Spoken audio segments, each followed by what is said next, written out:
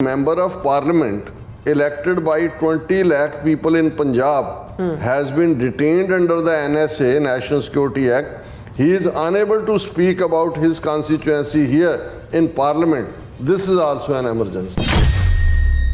ਇਹ ਚੰਨੀ ਇਹ ਉਹਨਾਂ ਦੀ ਗੱਲ ਕਰ ਰਿਹਾ ਜਿਹੜੇ ਭਾਰਤ ਨੂੰ ਟੁਕੜੇ ਟੁਕੜੇ ਕਰਨਾ ਚਾਹੁੰਦੇ ਨੇ ਔਰ ਰਾਹੁਲ ਜੀ ਜ਼ਰੂਰ ਜਵਾਬ ਦੇਣ ਕਿ ਜਿਸ ਖਾਲਿਸਤਾਨ ਦੇ ਆਈਡੀਏ ਨੇ ਇੰਦਰਾ ਗਾਂਧੀ ਦੀ ਹੱਤਿਆ ਕੀਤੀ ਕਿ ਉਸ ਨੂੰ ਉਹ ਉਸ ਦਾ ਸਵਾਗਤ ਕਰਦੇ ਨੇ ਕਿਉਂ ਕਾਂਗਰਸ ਹਮੇਸ਼ਾ ਜਿਹੜੀ ਅੱਤਵਾਦੀਆਂ ਔਰ ਦਹਿਸ਼ਤਗਰਦਾਂ ਦੇ ਲਈ ਆਵਾਜ਼ ਚੁੱਕਦੀ ਹੈ ਉਹ ਭਾਵੇਂ ਖਾਲਿਸਤਾਨੀ ਅੱਤਵਾਦੀ ਹੋਣ ਜਾਂ ਯਾਕੂਬ ਅਫਜ਼ਲ ਵਰਗੇ ਜਾਂ 26/11 ਦੇ ਜਿਹਾਦੀ ਹੋਣ ਉਹ ਕਹਿੰਦਾ ਵੀ ਆ ਜਿਹੜਾ ਚੰਨੀ ਬੋਲਿਆ ਹੈਵ ਦਾ ਸਟੇਟਸ ਆਫ ਏ ਚਵੰਨੀ ਔਰ ਇਹ ਜਿਹੜਾ ਦਹਿਸ਼ਤਗਰਦਾਂ ਦੇ ਹੱਕ 'ਚ ਬੋਲ ਰਿਹਾ ਉਹਨਾਂ ਨੂੰ ਗਲੋਰੀਫਾਈ ਕਰ ਰਿਹਾ ਐਂਟੀ ਨੈਸ਼ਨਲ ਐਲੀਮੈਂਟ ਜਿਹੜੇ ਕੈਨੇਡਾ 'ਚ ਬੈਠੇ ਨੇ ਉਹਨਾਂ ਦੇ ਕਹਿਣ ਤੇ ਬੋਲ ਉਹਨਾਂ ਨੇ ਪੈਸੇ ਦਿੱਤੇ ਨੇ ਇਹਨੂੰ ਬੋਲਣ ਜੈਰਾਮ ਰਮੇਸ਼ ਜਿਹੜਾ ਮੇਨ ਕਾਂਗਰਸ ਦਾ ਲੀਡਰ ਹੈ ਸਪੋਕਸਪਰਸਨ ਵੀ ਉਹਨੇ ਕਿਹਾ ਵੀ ਚਰਨਜੀਤ ਚੰਨੀ ਵੱਲੋਂ ਜਿਹੜੇ ਅੰਮ੍ਰਿਤਪਾਲ ਸਿੰਘ ਬਾਰੇ ਵਿਚਾਰ ਪ੍ਰਗਟਾਏ ਗਏ ਨੇ ਉਹਦੇ ਆਪਣੇ ਨੇ ਇਹ ਕੋਈ ਸਾਡੀ ਇਹਦੇ ਨਾਲ ਪਾਰਟੀ ਦਾ ਕੋਈ ਤਾਲੁਕ ਨਹੀਂ ਹੈ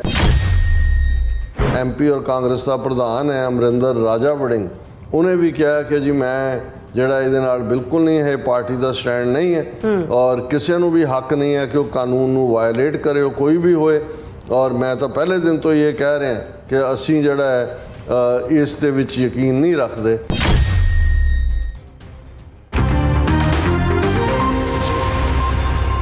viewers welcome back to our programme. So ਵੀ ਇਸ ਗੱਲਬਾਤ ਕਰਨ ਜਾ ਰਹੇ ਹਾਂ ਕਿ ਜਲੰਧਰ ਤੋਂ ਕਾਂਗਰਸ ਦੇ ਮੈਂਬਰ ਪਾਰਲੀਮੈਂਟ ਚਰਨਜੀਤ ਸਿੰਘ ਚੰਨੀ ਨੇ ਪਾਰਲੀਮੈਂਟ ਵਿੱਚ ਖਲੋ ਕੇ ਕਿਹਾ ਕਿ ਭਾਰਤ ਵਿੱਚ ਐਮਰਜੈਂਸੀ ਲੱਗੀ ਹੋਈ ਹੈ।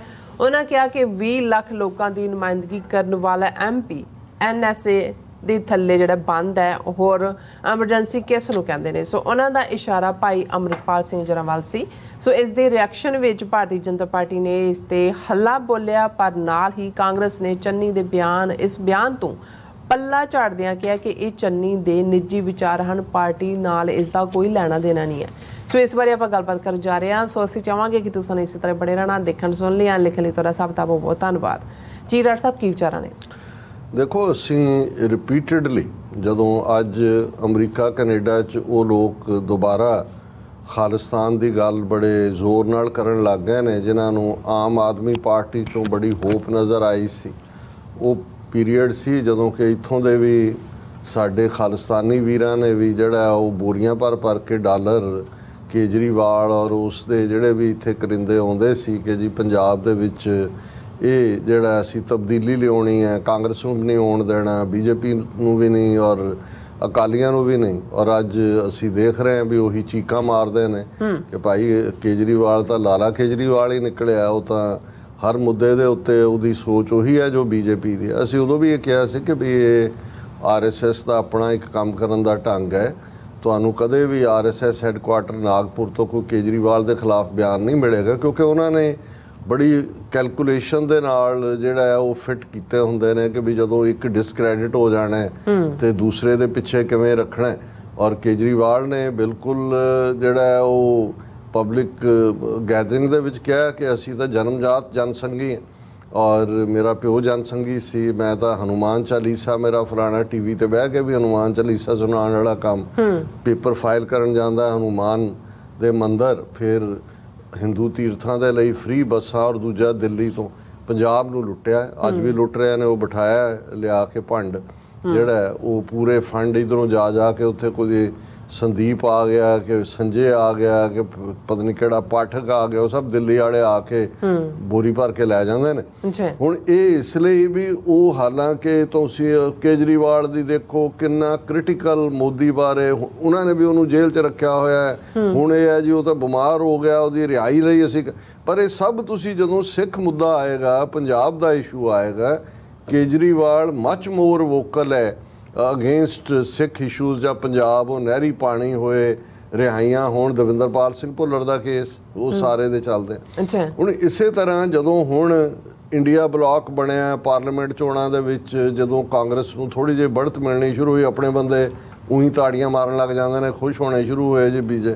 ਔਰ ਮੇਰਾ ਹਮੇਸ਼ਾ ਹੀ ਇਹ ਕਹਿਣਾ ਸੀ ਕਿ ਇਹ ਜਿਹੜੀਆਂ ਕਾਂਗਰਸ, ਬੀਜੇਪੀ, ਕਾਂਗਰਸ, ਆਮ ਆਦਮੀ ਪਾਰਟੀ, ਇਹ ਹਿੰਦੂਤਵਾਦੀਆਂ ABC ਟੀਮਾਂ ਨੇ, ਫਰਕ ਨਾ ਕੋਈ ਨਹੀਂ। ਔਰ ਅਸੀਂ ਇੱਕ ਪਿਛਲੀ ਡਿਸਕਸ਼ਨ 'ਚ ਕਿਹਾ ਸੀ ਕਿ ਕਿੰਨੇ ਮੁਸਲਮਾਨਾਂ ਦੀ ਲਿੰਚਿੰਗ ਹੋ ਰਹੀ ਹੈ। ਜਿਹੜੇ ਕਵਾੜੀਆ ਹੀ ਮੈਂ ਕਹਿੰਦਾ, ਜਿਹੜੇ ਕਾਂਵੜੀਏ, ਉਹਨਾਂ ਨੇ ਕੀ ਕੀਤਾ ਹੈ, ਜਾਂ ਗੁੰਡਾਗਰਦੀ ਕਿਹਨਾਂ ਘਰਾਂ ਦੇ ਵਿੱਚ ਰਾਹੁਲ ਗਾਂਧੀ ਗਿਆ ਜੀ, ਜਾਂ ਕਿਸ ਮੌਕੇ ਤੇ ਉਹਨੇ ਲਿੰਚਿੰਗ ਦੇ ਖਿਲਾਫ ਜਾਂ ਮੁਸਲਮਾਨਾਂ ਦੇ ਹੱਕ ਦੇ ਵਿੱਚ ਆਵਾਜ਼ ਚੁੱਕੀ। ਕਿਉਂਕਿ ਇਹ ਸਾਰੇ ਇਹ ਪ੍ਰੂਵ ਕਰਨ ਤੇ ਲੱਗੇ ਹੋਏ ਨੇ ਕਿ ਵੀ ਅਸੀਂ ਵੀ ਹਿੰਦੂ ਤਵੀ ਹਾਂ। ਫਰਕ ਇੰਨਾ ਹੀ ਹੈ ਕਿ ਵੀ ਇਹ ਨੰਗੇ ਚਿੱਟੇ ਨੇ RSS ਵਾਲੇ, ਉਹ ਸੈਕੂਲਰਿਜ਼ਮ ਦੇ ਲਬਾਦੇ ਥੱਲੇ ਨੇ ਜੀ। ਤੇ ਸਿੱਖਾਂ ਨਾਲੋਂ ਬਿਹਤਰ ਹੋਰ ਕੌਣ ਜਾ? ਸਾਡਾ ਦਰਬਾਰ ਸਾਹਿਬ ਤੇ ਹਮਲਾ ਜਿਹੜਾ ਹੈ ਉਹ ਕਾਂਗਰਸ ਸੈਕੂਲਰ ਜਮਾਤ ਦੇ ਲੈਵਲ ਥੱਲੇ ਹੀ ਹੋਇਆ। ਨਵੰਬਰ 84 ਇਹੀ ਰਾਹੁਲ ਗਾਂਧੀ ਦਾ ਪਿਓ ਰਾਜੀਵ ਗਾਂਧੀ ਜਿਹੜਾ ਹੈ ਉਹ ਇਹ ਕਹਿੰਦਾ ਵੀ ਇਹਨਾਂ ਨੂੰ ਗਾਲ ਕੱਢ ਕੇ ਵੀ ਇਹਨਾਂ ਨੂੰ ਸਬਕ ਸਿਖਾਓ। ਔਰ ਜੋ ਕੁਝ ਫਿਰ ਦਿੱਲੀ ਦੇ ਵਿੱਚ ਹੋਇਆ ਔਰ ਭਾਰਤ ਭਰ ਦੇ ਵਿੱਚ ਹੋਇਆ ਰਾਦਰ, ਉਹ ਸਾਡੇ ਸਾਹਮਣੇ। ਲੇਕਿਨ ਇਹਦੇ ਬਾਵਜੂਦ ਸਾਡਾ ਇੱਕ ਤਬਕਾ ਹੁੰਦਾ ਹੈ ਜਿਨ੍ਹਾਂ ਨੂੰ ਇਹ ਲੱਗਦਾ ਹੁੰਦਾ ਕਿ ਜੀ ਦੇਖੋ ਰਾਹੁਲ ਗਾਂਧੀ ਆ ਗਿਆ, ਲੰਗਰ 'ਚ ਉਹਨੇ ਸੇਵਾ ਕੀਤੀ, ਦੇਖੋ ਕਿੰਨਾ ਹੰਬਲ ਹੋ ਕੇ, ਕੋਈ ਨਹੀਂ ਜੇ ਪਿਓ ਨੇ ਕੋਈ ਗਲਤ ਕੀਤਾ, ਦਾਦੀ ਨੇ ਕੀਤਾ, ਉਹਦੀ ਕੋਈ ਪੋਤੇ ਨੂੰ ਥੋੜੀ ਸਜ਼ਾ ਮਿਲਣੀ ਚਾਹੀਦੀ ਹੈ, ਹੋ ਸਕਦਾ ਚੇਂਜ ਆਫ ਹਾਰਟ ਹੋ ਗਿਆ। ਮੇਰਾ ਹਮੇਸ਼ਾ ਇਹ ਕਹਿਣਾ ਹੁੰਦਾ ਇਵੇਂ ਨਹੀਂ ਹੁੰਦਾ। ਇਹ ਜਿਹੜੀਆਂ ਨੀਤੀਆਂ ਨੇ ਜਾਂ ਦੂਸਰੀਆਂ ਨੇ, ਉਸ ਸਿਸਟਮ ਦੇ ਵਿੱਚ 47 ਤੋਂ ਪਹਿਲਾਂ ਸਿੱਖਾਂ ਨੇ ਕੀ ਵਿਗਾੜਿਆ ਸੀ ਕਾਂਗਰਸ ਦਾ ਜਾਂ ਹਿੰਦੂਆਂ ਦਾ? ਤੇ ਕ੍ਰਿਮੀਨਲ ਟ੍ਰਾਈਬ ਜਦੋਂ ਸਿੱਖਾਂ ਨੂੰ ਐਲਾਨਿਆ ਉਦੋਂ ਕੌਣ ਸੀ? ਨਹਿਰੂ, ਜਿਹੜਾ ਕਹਿੰਦਾ ਸੀ ਮੈਂ ਐਗਨੋਸਟਿਕ ਹੈ, ਨਾ ਰੱਬ 'ਚ ਯਕੀਨ ਰੱਖਦਾ ਨਾ ਡਿਨਾਇਲ 'ਚ ਹੈ, ਕੁਛ ਤਾਂ ਉਹਨੂੰ ਏਥੀਇਸਟ ਕਹਿੰਦੇ ਸੀ। ਉਹਨੂੰ ਜਦੋਂ ਕਿਹਾ ਗਿਆ ਕਿ ਜੇ ਤੂੰ ਗੰਗਾ ਦੇ ਵਿੱਚ ਵੀ ਕੁੰਭ ਦਾ ਮੇਲਾ ਆ ਗਿਆ ਕਿ ਕੀ, ਉਹ ਕਹਿੰਦਾ ਮੈਂ ਨਹੀਂ ਨਹਾਉਂਦਾ, ਨਹੀਂ ਨਹਾਤਾ, ਇਹ ਦੱਸਣ ਦੇ ਲਈ ਕਿ ਜੀ ਮੈਂ ਨਹੀਂ। ਪਰ ਤੁਸੀਂ ਦੇਖੋਗੇ ਕਿ ਵਿਹਾਰ ਨਹਿਰੂ ਦਾ ਸਿੱਖਾਂ ਪ੍ਰਤੀ ਕੀ ਰਿਹਾ, ਇੰਦਰਾ ਗਾਂਧੀ ਉਹਦਾ ਆਪਣਾ ਚਾਲ ਚਲਨ, ਆਪਣਾ ਜੀਵਨ ਕੀ ਸੀ, ਕਿੱਥੋਂ ਨਿਕਲੀ ਤੇ ਕਿੱਥੇ ਨੂੰ ਗਈ। ਲੇਕਿਨ ਜਦੋਂ ਸਿੱਖਾਂ ਦਾ ਮੁੱਦਾ ਆਇਆ, ਤੁਸੀਂ ਦੇਖੋਗੇ ਕਿ ਕਿਸ ਕਦਰ ਉਹਨੇ ਉਹ ਨਫ਼ਰਤ ਕਿਸ ਹੱਦ ਤੱਕ ਸੀ ਕਿ ਭਾਈ ਇੱਕ ਪਾਸਿਓਂ ਇੱਕ ਵੱਡਿਓਂ ਹੀ ਜਿਹੜੀ ਹੈ ਟੋਟਲ ਵਾਰ ਵਿੱਢਣ ਦੀ ਲਾਈਨ ਜਿਹੜੀ ਹੈ ਇੰਦਰਾ ਗਾਂਧੀ ਨੇ ਜਿਹੜੀ ਹੈ ਕਿ ਇਹਨਾਂ ਨੂੰ lock stock and barrel destroy ਕਰ ਦਿਓ, ਉਸ ਲੈਵਲ ਤੱਕ ਗਈ। ਔਰ ਰਾਜੀਵ ਗਾਂਧੀ ਅਜੇ ਤਖਤ ਤੇ ਵੀ ਨਹੀਂ ਸੀ ਬੈਠਾ ਤੇ ਹਜ਼ਾਰਾਂ ਸਿੱਖਾਂ ਦੇ ਖੂਨ ਦੇ ਨਾਲ ਤਿਲਕ ਲਾ ਕੇ ਬਹਿੰਦਾ। ਔਰ ਪਹਿਲੀ ਆਪਣੀ ਜਨ ਸਭਾ ਦੇ ਵਿੱਚ ਉਹ ਕਹਿੰਦਾ ਕਿ ਜਦ ਕੋਈ ਬੜਾ ਵ੍ਰਿਕਸ਼ ਗਿਰਤਾ ਹੈ ਤਾਂ ਧਰਤੀ ਕਾਂਪਤੀ ਹੈ। ਹੁਣ ਤੁਸੀਂ ਕਿਵੇਂ ਇਹ ਯਕੀਨ ਕਰੋ ਕਿ ਇਹ ਲੈਗੇਸੀ ਗੰਗੂ ਬ੍ਰਾਹਮਣ ਦੇ ਡਿਸੈਂਡੈਂਟਸ ਦੀ, ਉਹਨਾਂ ਦੀ ਪਾਰਟੀ ਨੂੰ ਜਿਹੜੇ ਲੀਡ ਕਰ ਰਿਹਾ ਹੈ, ਉਹ ਕੋਈ ਵੀ ਪ੍ਰੋ ਸਿੱਖ ਤਾਂ ਦੂਰ ਗੱਲ, ਜਿਹੜੀ ਜੈਨੂਇਨਲੀ ਸਿੱਖਾਂ ਦੇ ਹੱਕ 'ਚ ਜਾ ਰਹੀ ਹੋਏ ਉਹ ਉਸ ਨੂੰ ਇਹ ਟੋਲਰੇਟ ਕਰਨਗੇ। ਔਰ ਉਦਾਹਰਣ ਸਾਹਮਣੇ ਹੁਣ, ਹਾਲਾਂ ਇਹ ਨਹੀਂ ਹੈ ਵੀ ਅਸੀਂ ਕਿਸੇ ਇੱਕ ਦੇ ਇੱਕ ਐਕਸ਼ਨ ਕਰਕੇ ਉਹਨੂੰ ਕੋਈ ਬਹੁਤ ਵੱਡਾ ਹੀਰੋ ਬਣਾਉਣਾ ਚਾਹੁੰਦੇ ਹਾਂ, ਪਰ ਜਿਹੜੀ ਗੱਲ ਠੀਕ ਹੈ, ਜੇ ਕਿਸੇ ਨੇ ਕੋਈ ਚੰਗੀ ਗੱਲ ਕੀਤੀ ਹੈ ਉਸ ਦੀ ਸ਼ਲਾਘਾ ਵੀ ਕਰਨੀ ਬਣਦੀ ਹੈ। ਚਰਨਜੀਤ ਸਿੰਘ ਚੰਨੀ ਪੰਜਾਬ ਦਾ ਚੀਫ ਮਿਨਿਸਟਰ ਸ਼ਾਰਟ ਟਰਮ ਬਣਿਆ, ਹਾਲਾਂ ਸ਼ਾਰਟ ਟਰਮ 'ਚ ਹੀ ਭਤੀਜਾ ਭਾਣਜਾ ਕੋਈ ਨਾ ਕੋਈ ਕਰਪਸ਼ਨ ਦੇ ਵਿੱਚ ਵੀ ਚਾਰਜਿਸ ਲੱਗੇ, ਜਿਹੜੇ ਕੁਛ ਟਰਾਇਲ ਕੇਸ 'ਚ ਹੈਗੇ ਨੇ ਜਾਂ ਕਿੱਧਰ ਗਿਆ ਜਾਂ ਕੀ ਹੈ, ਤਾਂ ਰਲ ਮਿਲ ਕੇ ਕੇਸ ਚੱਲਦੇ ਨੇ ਜਾਂ ਬੰਦ ਹੁੰਦੇ ਨੇ।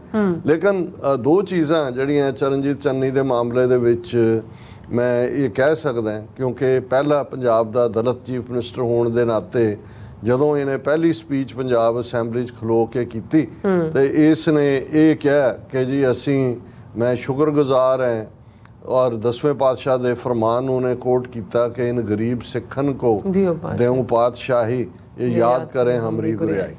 सो घट्टो घट्ट, और जिस हल्के तो चमकौर साहब और उस तो आंदा है, उस इलाके के लोगों ने भी दसिया सानू जिहड़े इत्थे उन्हां दे बाहरले मुल्कां च ने कि भाई इहदा वरतारा जिहड़ा ਉਹ हमेशा ही ਇਹਦੀ सोच सिखां वर्गी है।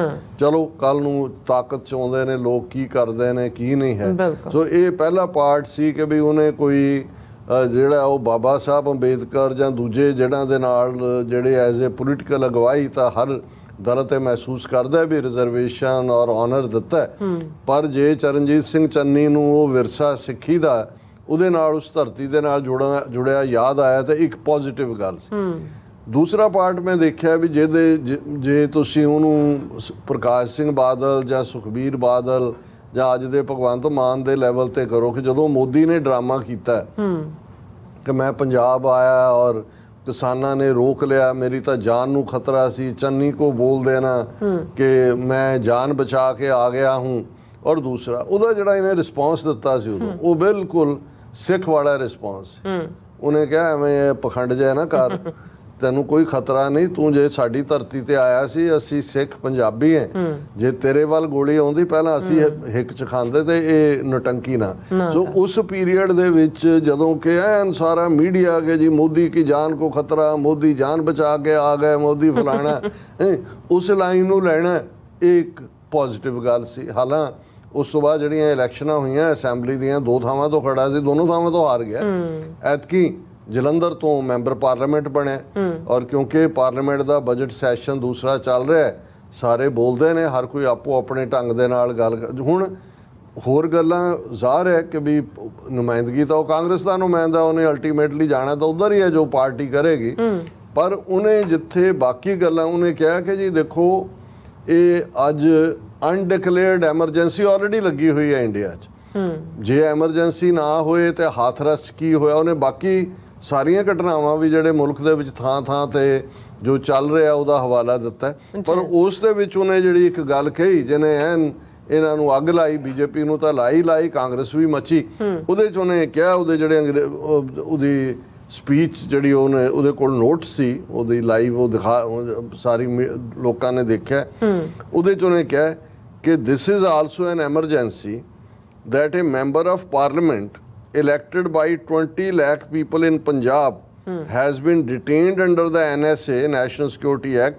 He is unable to speak about his constituency here in parliament. This is also an emergency. ਉਹਨੇ ਕਿਹਾ ਵੀ ਕੱਲੀ ਇਹ ਨਹੀਂ ਹੈ ਵੀ 20 ਲੱਖ ਲੋਕਾਂ ਦਾ ਨੁਮਾਇੰਦਾ, ਕਿਉਂਕਿ ਇੱਕ ਕੰਸਟੀਚੁਐਂਸੀ 'ਚ ਐਵਰੇਜ 2 ਮਿਲੀਅਨ ਲੋਕ, 20 ਲੱਖ ਲੋਕ ਆ ਜਾਂਦੇ ਨੇ।